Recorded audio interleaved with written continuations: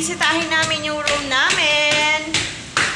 Kasi nga ay pinaayos ko. Kasi nga bitak-bitak na yung classroom ko, yung semento niya. So, napag-desisyonan, ayusin na lang. Sesementuhin siya. Napakagulo. I know magulo.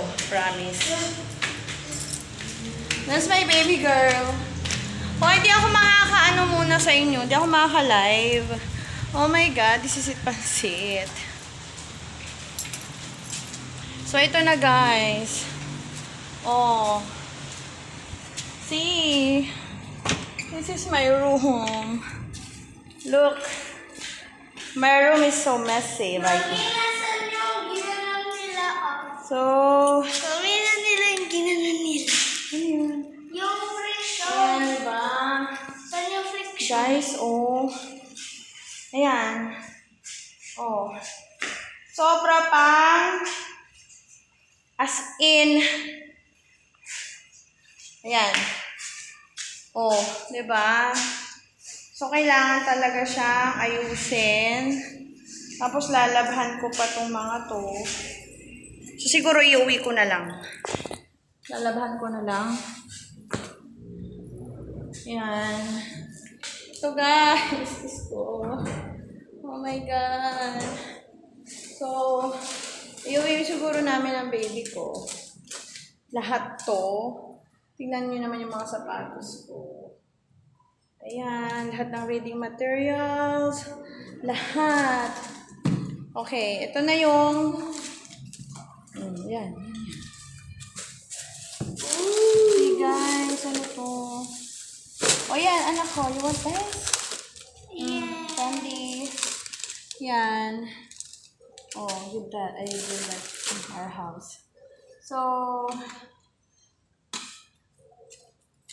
ito na nga yun ang nangyari. Diba? Oh. So, lalabhan ko lahat to talaga. No choice. So, lahat to lalabhan ko sa bahay. Ayan. Madilim ba guys? Diba? Yan. Lahat to lalabhan ko para yan. Oh. Diba? Yan.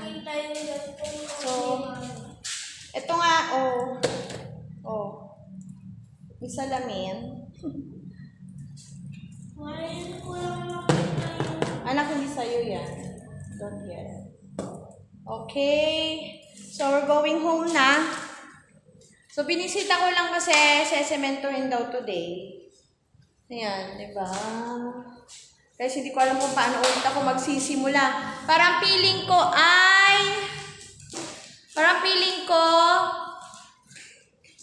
ito ay Brigada Eskwela ulit.